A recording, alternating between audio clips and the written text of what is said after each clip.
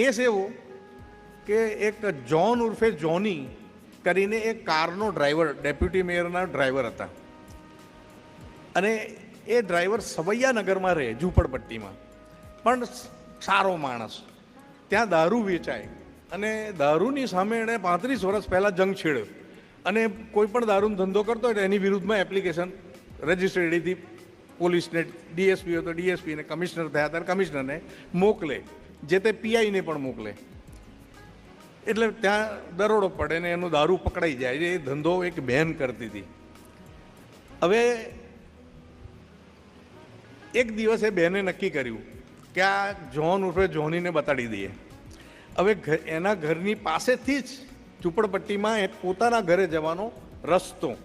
એટલે બહેને શું કર્યું, થોડું કેરોસીન પોતાના કપડા પર છાંટ્યું અને પછી જાતે દાજી, સળગી.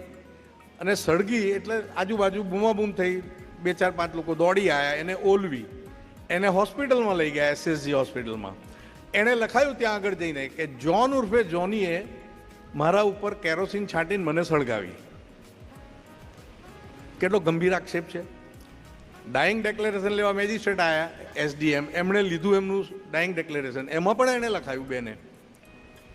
પોલીસવાળા આવ્યા, ફરિયાદ લીધી, ફરિયાદમાં એ લખાયું, એટલે દવાખાના વર્દી, ડાઇંગ ડિક્લેરેશન અને એફઆઈઆર.